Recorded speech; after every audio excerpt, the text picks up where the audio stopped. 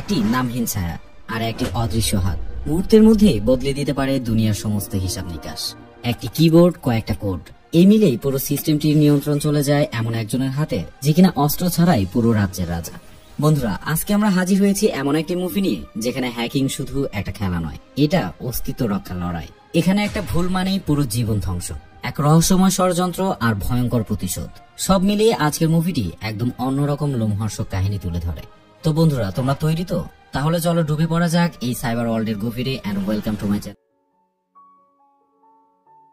গল্পের শুরুতেই আমরা একটি পরিবার দেখতে পারি যাদের আর্থিক অবস্থা খুবই খারাপ ছিল, যার কারণে ইউক্রেন থেকে তারা কানাডাতে শিফট করতে চায়। কারণ ইউক্রেনে তাদের কোনো জবই ছিল না, যার কারণে তারা খুব দ্রুত ইউক্রেন থেকে কানাডাতে চলে আসে। এই দম্পতির একটা ছেলে ছিল যার নাম অ্যালেক্স। অ্যালেক্সের বয়স মাত্র 6। অ্যালেক্স সবসময় কম্পিউটার নিয়ে পড়ে থাকতো, কারণ তার মেলামেশা করার জন্য কোনো সঙ্গী ছিল না। কম্পিউটারে বসে অ্যালেক্স সবসময় গেমস খেলতো। তবে অ্যালেক্সের বয়স যখন 13, তখন গেমসের পাশাপাশি সে বিভিন্ন ওয়েবসাইটে গিয়ে ভিজিট করতে থাকে। অ্যালেক্সের ইচ্ছা ছিল সে একদিন বিল গেটস অথবা স্টিভ জবসের মতো হবে, যারা কিনা পৃথিবীর গতিটাকেই পুরো বদলে দিয়েছে। একটি সময় অ্যালেক্স ওয়েবসাইট নিয়ে ঘাটাঘাটি করতে গিয়ে সে জানতে পারে ওয়েবসাইটের বিভিন্ন বিষয়ের মাধ্যমে টাকা ইনকাম করা সম্ভব। অ্যালেক্স তখন এই ওয়েবসাইটগুলোতে ভিজিট করে তার জীবনের প্রথম টাকা উপার্জন করে। এতে অ্যালেক্স অনেক বেশি খুশি হয়ে যায়, কিন্তু এরপরই সে তার মার কাছ থেকে একটি দুঃসংবাদ শুনতে পায়। একদিন সন্ধ্যায় সে বাসায় ফিরে দেখে তার মা কান্না করছে, কারণ কানাডাতে আসার পর ব্যাংকের জবটি সে হারিয়ে ফেলেছে। এমনকি তারা যে বাসায় থাকতো সে বাসাটিও ব্যাংকের লোনে নেওয়া। এখন যেহেতু ব্যাংকের জবই আর নেই, তাই তাদেরকে এই বাসাটিও ছেড়ে দিতে হচ্ছে। এগুলো শুনে অ্যালেক্স তার রুম থেকে সঙ্গে সঙ্গে একটি বক্স নিয়ে আসে, যার ভেতরে অনেকগুলো টাকা ছিল। সেই টাকাগুলো অ্যালেক্স তার মার হাতে তুলে দেয়। তবে এত টাকা দেখে তার মা জিজ্ঞাসা করতে থাকে, তুমি এই টাকাগুলো কোথায় পেয়েছো? এর উত্তরে অ্যালেক্স বলে, আমি কোনো খারাপ কাজ করিনি, এই টাকাগুলো আমি আমার কলেজের ফি দেওয়ার জন্য দিন দিন জমিয়েছি। কিন্তু তুমি চিন্তা করো না, আমি ঠিক আবারও কোনো না কোনো উপায়ে টাকা ম্যানেজ করে নেব। এই বলে অ্যালেক্স সব টাকা তার মাকে দিয়ে দেয়। তবে অ্যালেক্স ভেতর থেকে খুবই আপসেট হয়ে পড়ে। এই টাকাগুলো কিনা সে অনেক কষ্টে জমিয়েছিল। এখন যেহেতু তার মাকে সে টাকাগুলো সে দিয়েই দিয়েছে, যার কারণে অ্যালেক্স আবারও ইনকাম করার জন্য পথ খুঁজতে থাকে। অনেক ঘাটাঘাটি করে সে ইন্টারনেটে ডার্ক ওয়েব লিখে সার্চ করে। ডার্ক ওয়েব ইন্টারনেট জগতের এমন এক অন্ধকার জগৎ যেখানে সমস্ত প্রকার ইল্লিগাল কাজ করা হয়, আর এখানে কেউ কারো পরিচয় জানতে পারে না। অ্যালেক্স ডার্ক ওয়েবে অ্যাকাউন্ট ক্রিয়েট করে একটি গ্রুপে জয়েন করতে চায়, কিন্তু সেখান থেকে তাকে একটি নোটিফিকেশন দেওয়া হয়। যে নোটিফিকেশনে বলা ছিল সে যদি এই গ্রুপে জয়েন করতে চায় তাহলে তাকে ইউনিক কোনো একটি কাজ করে দেখাতে হবে। অ্যালেক্স এরপর এই বিষয়টি নিয়ে ভাবতে থাকে এবং একটি প্ল্যান করে বসে। অ্যালেক্স তার স্কুলের একটি রাগে ছেলের ক্রেডিট কার্ড চুরি করে, এমনকি সেই ক্রেডিট কার্ডের সকল তথ্যই সেই গ্রুপে দিয়ে দেয়। এর ফলে অ্যালেক্সকে সেই গ্রুপে নেওয়া হয়। তারপর থেকে সে ডার্ক ওয়েবের অনেক কিছুই অ্যাক্সেস করতে পারে। এরপর অ্যালেক্স সেখানকার একজন হ্যাকারকে বলে, আমি কিছু টাকা ইনকাম করতে চাই। হ্যাকারটি অ্যালেক্সকে 2টা ল্যাপটপ পাঠায় এবং তাকে এই 2টা ল্যাপটপ বিক্রি করতে বলে। হ্যাকারের কথা মতো অ্যালেক্স ল্যাপটপ 2টি বিক্রি করে প্রফিট দুজন মিলে ভাগ করে নেয়। এরপর থেকেই সেই হ্যাকার অ্যালেক্সকে বিভিন্ন ধরনের দামি দামি জিনিস পাঠাতে থাকে, আর অ্যালেক্স এই জিনিসগুলো বিক্রি করেই টাকা ইনকাম করতে থাকে। মূলত তারা ডার্ক ওয়েব ব্যবহার করে সেই ডেবিট এবং ক্রেডিট কার্ড দিয়েই এই জিনিসগুলো কেনাকাটা করত, আর এই পণ্যগুলো বিক্রি করেই তারা মুনাফা অর্জন করত। তবে একটা সমস্যা হলো, অ্যালেক্স যে শহরে থাকতো সেই শহরটি ছিল খুবই ছোট, তাই অ্যালেক্সের এই দামি দামি জিনিসগুলো কেনার মতো সামর্থ্য সব মানুষেরই ছিল না। আর এই কারণে অ্যালেক্স সিদ্ধান্ত নেয় সে টরন্টো সিটিতে যাবে। তাই সে বাবা মাকে বুঝাতে থাকে সে তার পড়ালেখা কমপ্লিট করার জন্য টরন্টো সিটিতে যেতে চায়। রীতিমতো সে অনুমতি পেয়ে যায়। এরপর অ্যালেক্স টরন্টো সিটিতে চলে আসে। সেখানে তার সাথে নতুন একজনের সাথে দেখা হয়, তার নাম ছিল ছায়। ছায় তখন তাকে বলে, তুমি যা যা জিনিস সেল করতে চাও আমি খুব সহজেই এগুলো সেল করে দিতে পারবো, বিনিময়ে আমাকে 30% মুনাফা দিতে হবে। অ্যালেক্স তার কথায় রাজি হয়ে যায়। অ্যালেক্স আর ছায় মিলে কাজ শুরু করে দেয়। তবে কিছুদিনের মধ্যে অ্যালেক্স এসব করতে করতে বোরিং ফিল করে, সে আরো বড় কিছু করতে চায়। তাই অ্যালেক্স প্ল্যান করে ছায়কে বলে, আমরা যদি কোনো ব্যাংকের কার্ডের ডিটেলস পেয়ে যাই তাহলে আমরা অনেক বেশি টাকা কামাতে পারবো। এটা শুনে ছায় বলে, আমি তোমাকে এই ব্যাপারেও সাহায্য করতে পারবো। এরপর ছায় তার সকল বন্ধুদের ডেকে নিয়ে কার্ডের ডিটেলস সংগ্রহ করার জন্য সবাইকে লাগিয়ে দেয়। এর মধ্যে দিয়েই অ্যালেক্স এবং ছায় অনেকগুলো টাকা উপার্জন করে ফেলে। তবে দুর্ভাগ্যবশত কিছুদিনের মধ্যে অ্যালেক্স এবং ছায়কে দুজন পুলিশ অফিসার ধরে ফেলে। কিন্তু ছায় এবং অ্যালেক্স বুদ্ধি করে পুলিশ অফিসারদের 2টি দামি ঘড়ি গিফট করে, আর এর বিনিময়ে পুলিশ তাদেরকে ছেড়ে দেয়। এরপর অ্যালেক্স সিদ্ধান্ত নেয় যে ব্যাংকটি তার বাবা মাকে চাকরিচ্যুত করেছে সে ব্যাংকের উপর সে প্রতিশোধ নেবে। সে কাস্টমার সেজে সে ব্যাংকের ভিতরে যায়। তারপর সেখানে কাস্টমার সার্ভিসে কথা বলার সময় সে ইচ্ছা করে টেবিলে থাকা পেন বক্সটি মাটিতে ফেলে দেয়। এরপর সেগুলো উঠানোর নাম করে সেখানে থাকা একটি সিপিইউতে তার পেন ড্রাইভ লাগিয়ে দেয়।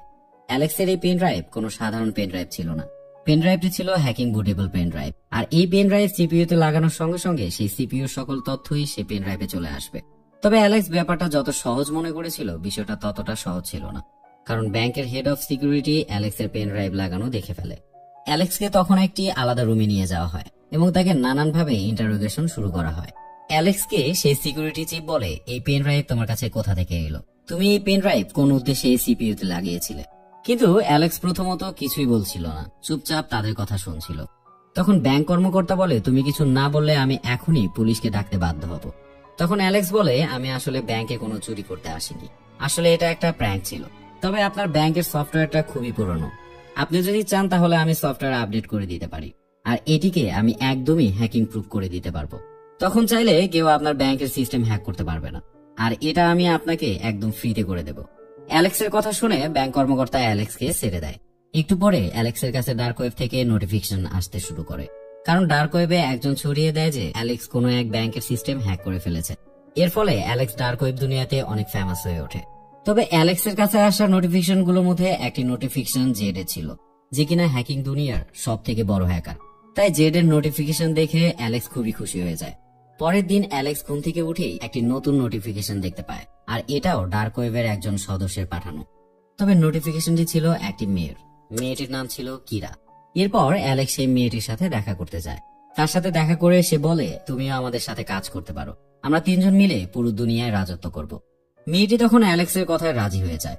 এরপর থেকে অ্যালেক্স, সাই আর কিরা একসাথে কাজ শুরু করে। কিরার কাছে একটি মেশিন ছিল, যে মেশিনটি দিয়ে কিনা ডুপ্লিকেট ক্রেডিট কার্ড বানানো যেত। এরপর সাই, অ্যালেক্স এবং কিরা মিলে অনেকগুলো নকল কার্ড বানিয়ে ফেলে, আর এই কার্ডগুলোর মাধ্যমে তারা অনেকগুলো টাকা হাতিয়ে নেয়। তবে টাকাগুলো তাদের কাছে বিটকয়েনে আসতো, যেটা মূলত একটা ডিজিটাল কারেন্সি, আর এই কারেন্সির কোনো রেকর্ডই কোনো ব্যাংকের কাছে থাকে না। তাই সরকার চাইলেও তাদের কোনো প্রকার সন্দেহ করতে পারবে না। এরপর তারা এই কার্ডগুলো ব্যবহার করে অনেকগুলো দামি দামি জিনিস কিনে ফেলে, আর রীতিমতো এই দামি জিনিসগুলো তারা বিক্রি করতে থাকে। তবে তাদের কাছে যতগুলো দামি ক্লায়েন্ট ছিল, সবাই ছিল কিরার ক্লায়েন্টস, যার কারণে অ্যালেক্স এবং সাই কিরাকে তার ক্লায়েন্টস এর ব্যাপারে জিজ্ঞাসা করে। কিরা তখন বলে, আমার আঙ্কেল এই ক্লায়েন্টস গুলো আমাকে জোগাড় করে দেয়। ধীরে ধীরে অ্যালেক্স, কিরা এবং সাই মিলে হ্যাকিং এর কাজে এতটাই এক্সপার্ট হয়ে ওঠে যে তারা এবার একটি ফেরারি গাড়ি বিক্রি করার জন্য কন্ট্রাক্ট পায়। ঠিক প্রত্যেকবারের মতোই এবারও কিরা সেই কার বিক্রি করার জন্য ডিল করতে থাকে। তবে হঠাৎ করেই সাই কিরাকে সন্দেহ করতে শুরু করে। সাই অ্যালেক্সকে বলে, কিরা যদি তার আঙ্কেলের সাথে সবকিছু করতে থাকে, তাহলে আমাদেরকেই বা তার কিসের জন্য প্রয়োজন? তবে অ্যালেক্স সাইয়ের কথায় খুব একটা গুরুত্ব দেয় না। এরপর কিরা আরো একটা বড় ডিল পায়। এ সময়ে সাই সেখানে এসে ক্লায়েন্টস এর ডিটেলস সম্বন্ধে জানতে চায়, কিন্তু কিরা কোনোভাবেই তার ক্লায়েন্টস এর ডিটেলস দিতে চায় না, যার কারণে তাদের মধ্যে প্রচন্ড ঝগড়া শুরু হয়ে যায়। সেই সময় সাই একজন ক্লায়েন্টের উপরে প্রচন্ড পরিমাণে ক্ষেপে যাওয়ার জন্য তারা সাই, কিরা এবং অ্যালেক্সের দিকে বন্দুক তাক করে বসে। এই মুহূর্তে ঘটনাটা এতটাই বাজে রূপ নেয় যে এই লোকগুলো অ্যালেক্স ও তার সঙ্গীদেরকে হুমকি দিয়ে বলে, তারা যদি আবারও এখানে কোনো কিছু সেল করতে আসে তাহলে তারা অ্যালেক্সকে মেরে ফেলবে। আর এই ঘটনার পরে তারা কোনো উপায় না পেয়ে টরন্টো থেকে হংকং এ শিফট হয়ে যায়। এই হংকং এ আসার জন্য কিরার আগে থেকেই অনেক ইচ্ছা ছিল। হংকং এ আসার পর তারা বিশাল একটি দামি হোটেলে ওঠে, আর ইচ্ছে মতো এদিক সেদিক ঘুরে প্রচুর শপিং করতে শুরু করে। আর এইসব খরচের টাকা আসছিল তাদের সেই নকল কার্ডগুলো থেকে। তবে এই ব্যাপারের জন্য তারা অনেকবার ধরা পড়তে পড়তেও বেঁচে গিয়েছিল। এর মধ্যে একদিন রাতে তারা নাইট ক্লাবে যায়। সেখানে সাই একটি মেয়ের কারণে একটি ছেলের সাথে ঝগড়া শুরু করে দেয়, যার ফলে সাই এবং অ্যালেক্সকে পুলিশ ধরে নিয়ে যায়।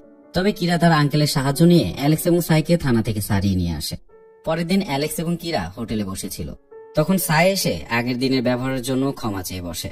সাই বাইরে থেকে অনেকগুলো শপিং করে এনেছিল এবং তার সাথে অনেকগুলো টাকাও ছিল। আসলে তারা একটা স্পেশাল কার্ড ব্যবহার করে অনেকগুলো টাকা একসাথে পেয়েছিল। এটা তারা তখনই পেয়েছিল যখন তারা টরেন্টে ছিল, কিন্তু এই কার্ডের সমস্যা হলো তারা এই কার্ড দিয়ে শুধুমাত্র একবারই টাকা উঠাতে পারবে। পরবর্তীতে ওই কার্ড ব্যবহার করলেই পুলিশ তাদের ট্রেস করতে পারবে। কিন্তু ভুলবশত এবার সাই এই কার্ডটি আবারও ব্যবহার করে ফেলে।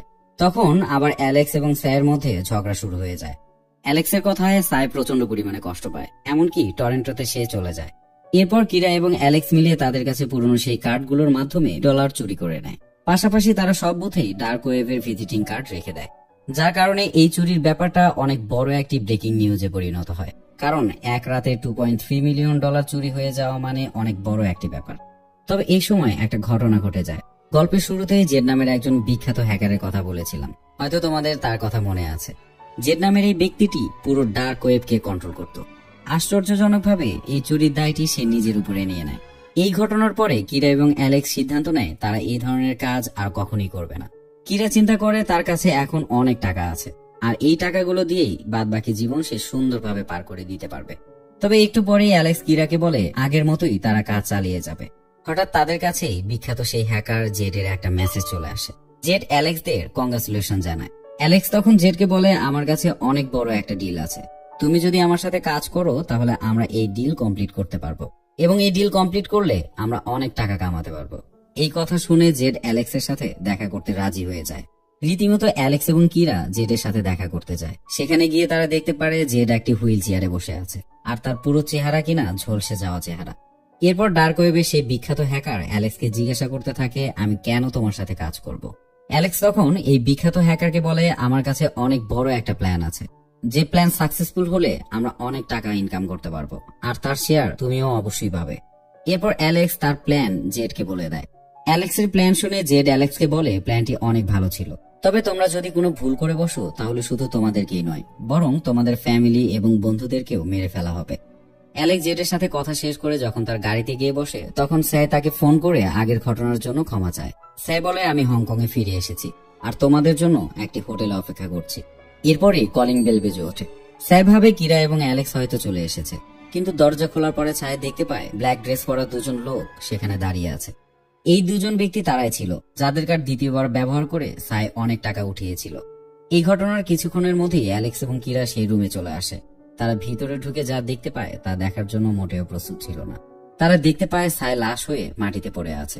অ্যালেক্স সাইয়ের লাশ দেখে খুবই উত্তেজিত হয়ে ওঠে, এমনকি এই মুহূর্তে সে বুঝতে পারছিল না কি করা উচিত, যার কারণে সে পুলিশকে ফোন দিতে চায়। কিন্তু কিরা কিছুতেই পুলিশকে ফোন দিতে চায় না।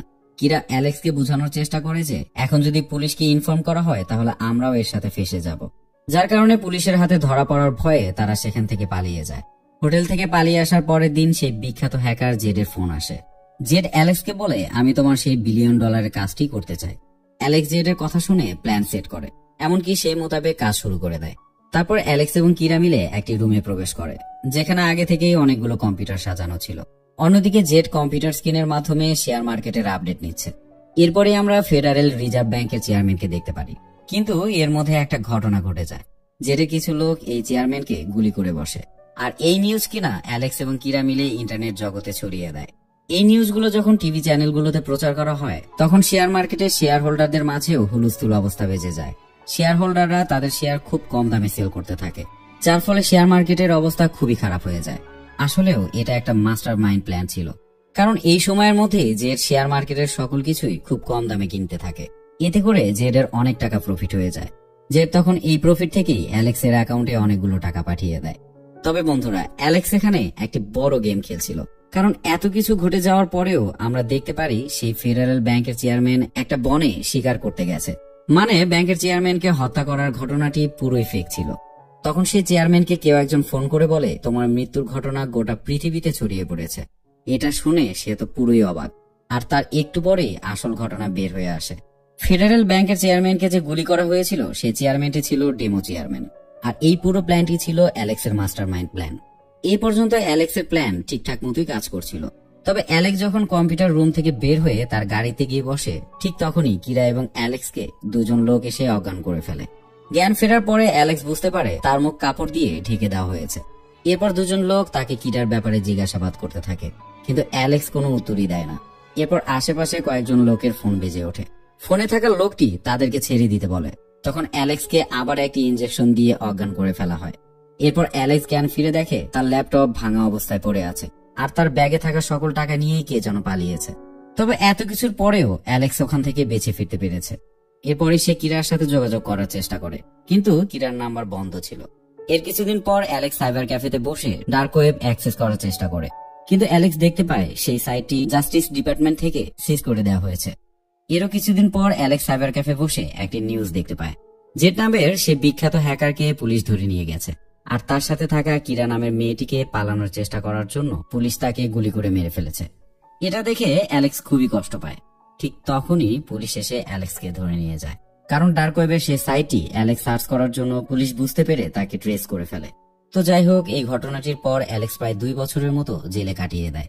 অ্যালেক্স জেলে থাকা অবস্থায় তার বাবা মাকে অনেক মিস করতে থাকে, এমনকি কিরাকেও সে অনেক মিস করতে থাকে। সে খুব ভালো করেই বুঝতে পারে তার ভুলগুলো কোথায় ছিল। তারপর অ্যালেক্স জেল থেকে একদিন বের হয়ে আসে। জেল থেকে বের হতেই সে একটি মেয়েকে দেখতে পারে, আর সেই মেয়েটা অন্য কেউই না, বরং সেটা কিরা ছিল। অ্যালেক্স কিরাকে দেখতে পেয়ে অনেক খুশি হয়ে যায়।